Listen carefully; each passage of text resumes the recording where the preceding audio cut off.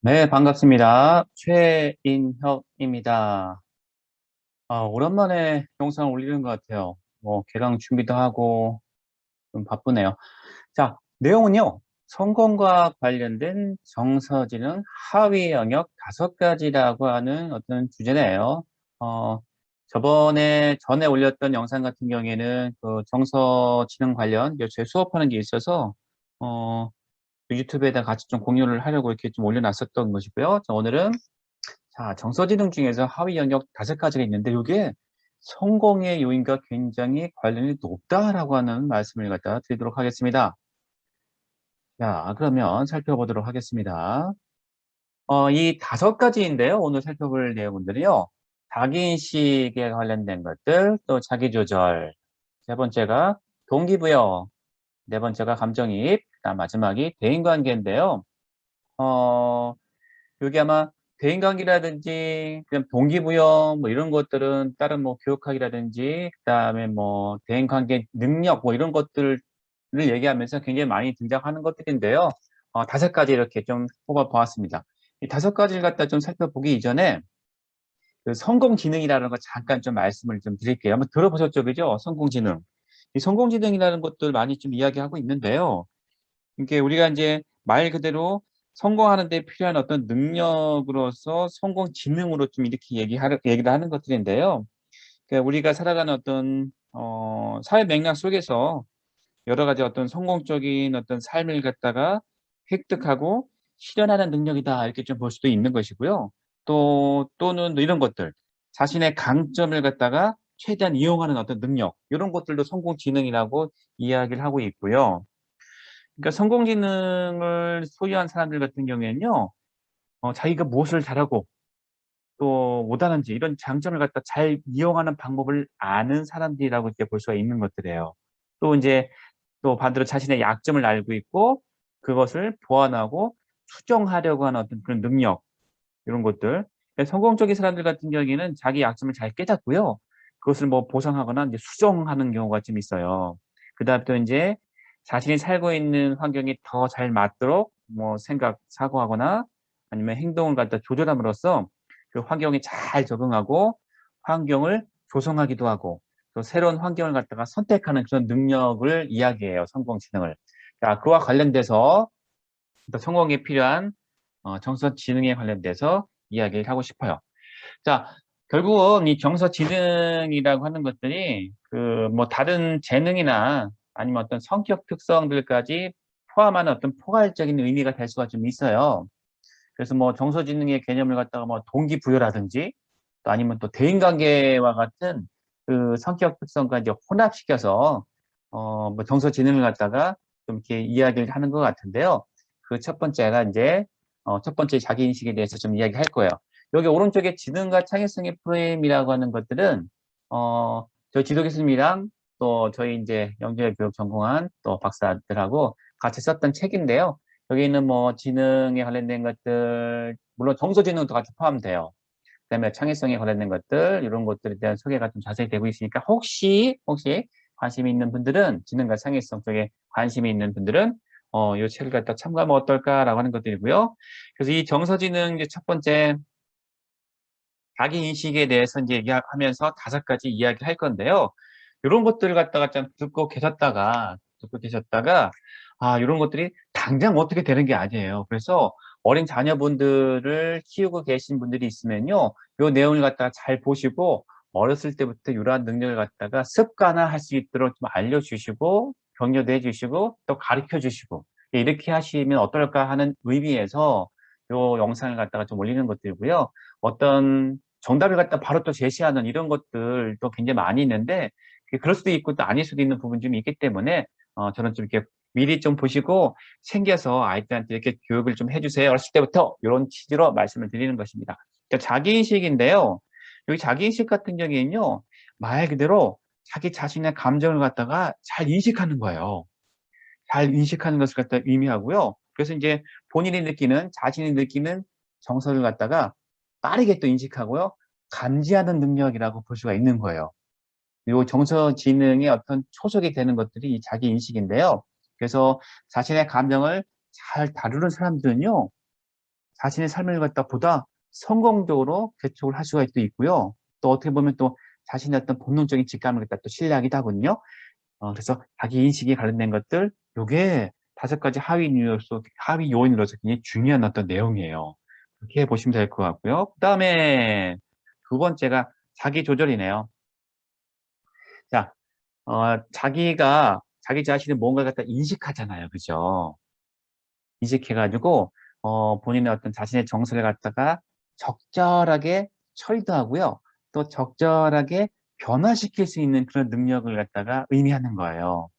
우리가 살다 보면은 자신이 이렇게 원하는 대로 잘 되지 않는 경우가 굉장히 많이 있잖아요. 그죠? 자기가 자신의 어떤 삶이. 그래서 뭐 일이라든지 아니면 그런 어떤 일을 통해서 뭐 근심한다든지 아니면 또 불안한 이런 것도 느낄 수도 있고요.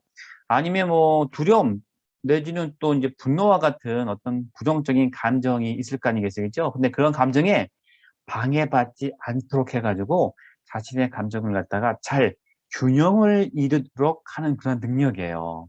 이 자기 조절 굉장히 중요한 것 같아요. 물론 저도 성격이 좀 급한 편이어서 좀 욱하는 것들이 좀 있는데 저는 미술 치료를 갖다가 이렇게 만나게 되면서 많이 좀 이렇게 그래도 평준화가 된 것 같아요. 자, 이 자기 조절 굉장히 중요한 것입니다. 중요한 어떤 내용이고요. 자, 동기부여.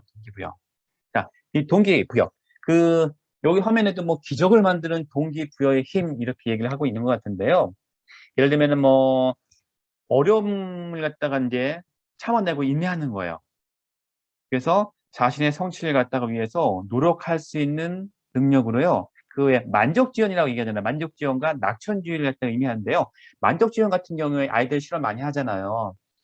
특히 머시멜로우 그 실험 굉장히 유명하잖아요. 그래서 저희 한국에서는 사탕을 갖다 놓고서 "이거야 유아들한테.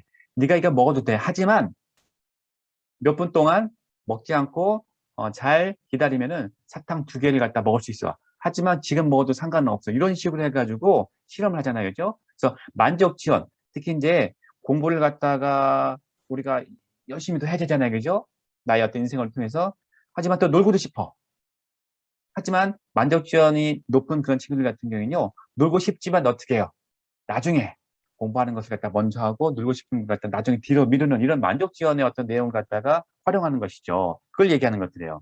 그래서 자신이 계획한 목표를 갖다가 성취하는 데 있어서요. 뭐 방해도 있을 수 있고요. 혹은 뭐 장애도 있을 수 있고 혹은 뭐 실패도 있을 수가 있는데요. 그런 실패가 있더라도 요런 것을 갖다가 희망적이고 낙관적으로 극복할 수 있는 그런 능력을 갖다가 이야기하는 겁니다. 그래서 스스로 그 동기부여를 갖다 할 수 없는 사람은요. 재능이 아무리 뛰어나도요. 평범한 삶에 만족할 수밖에 없다라고 하는 그런 내용이 이야기도 있어요. 참고하셨으면 좋겠습니다. 자, 그다음에 네 번째가 자, 감정이입이네요. 인제 이게 타인의 정서를 갖다 파악하는 것 이런 것들도 같이 포함이 되는데요. 타인이 느끼는 정서를 갖다가 자신의 정서처럼 공감하는 거예요, 공감. 그래서 타인의 정서를 간파하는 능력을 의미하는 것입니다. 이 감정이입 같은 경우에는요. 특히 자신의 어떤 감정을 갖다가 인식하는 것에서부터 인제 출발을 하는 거예요. 즉 이게 자신의 감정 상태를 최대한 편안한 상태로 조절해서요. 타인의 감정을 갖다가 이해하는 거예요. 왜 친구들 보면은 친한 친구들이 있고 그렇지 않은 친구들이 좀 있을 거 아니겠어요. 그죠? 근데 아마 친한 친구들 같은 경우에는 나를 갖다가 잘 이해해 주고 '나의 감정이 어떤 거다.'라고 하는 걸 갖다가 좀 살펴봐 주는 그런 친구가 아마 가까울걸요. 이 감정이입도 굉장히 중요한 내용이에요. 어렸을 때부터 훈련을 시켜 주시도록 하면 되겠습니다. 그다음에 5번째 마지막 대인관계입니다. 어 왜 우리 대학 때 이렇게 친구들 동창 이렇게 모임 가게 되면 나보다 공부 못한 것 같은데 사회에서 성공해 가지고 이렇게 오는 그런 친구들 좀 있어요. 그런 친구들의 공통점이요. 이 대인관계 능력이 뛰어난 친구들이 성공하는 경우가 굉장히 많아요. 말 그대로 성공하는 정서지능인 것 같아요. 성공지능, 정서지능 이렇게 볼 수가 있는 거예요. 그래서 대인관계는 뭐 잘 아시겠지만 자신이 어떤 인식한 어떤 타인의 정서에 맞게 적절하게 대처할 수 있는 능력을 갖다 이야기하고요. 또 거기에 맞는 정서 표현을 하는 것을 갖다가 의미하는 것입니다. 그래서 대인 관계를 갖다가 잘한다는 것은요.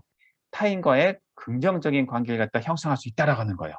그래서 어떤 의견 차이가 발생했을 때 이런 것을 갖다 잘 조정도 하고요. 갈등도 해결하게 하고 원만한 대인 관계를 유지하는 데 꼭 필요한 능력입니다.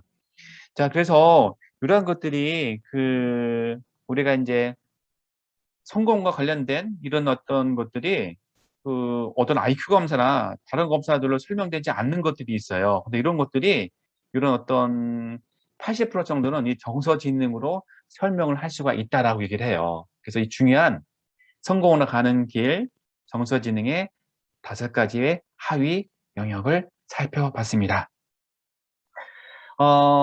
참고로 광고 좀 하겠습니다. 한밭대학교 평생교육은 미술 심리 상담사 과정이요. 9월 둘째 주부터 시작이 되는데 이제 모집을 계속 하고 있어요. 주간반, 야간반이 있는데 야간은 저조하고 주간반은 오픈이 되면 될 것 같아요. 그래서 혹시 미술 심리 상담사 자격 과정 관심이 있으신 분들은 이 한밭대 평생교육원 들어가셔서 한번 또 들어보시는 것은 어떨까 싶고요. 또 마지막으로 제가 또 몸담고 있는 인지상담센터 나다에 대한 광고를 이렇게 하면서 마무리를 하도록 하겠습니다. 저희 인지상담센터 나다는 의술치료, 심리검사, 또 언어치료도 하고요. 또 교육진단과 함께 사고력, 특히 이제 영재 아이들에 관련된 그런 사고력 수업도 하고 있고요. 사고력이 떨어지는 친구들도 지도하고 있습니다. 자, 오늘 영상은 여기까지 하고요. 다음 시간에 또 뵙도록 하겠습니다. 자, 더운 여름이 거의 끝나가는 것 같은데 건강관리 잘 하시고 또 특히 코로나도 조심하시기 바랍니다. 자, 다음 시간에 뵙도록 하겠습니다.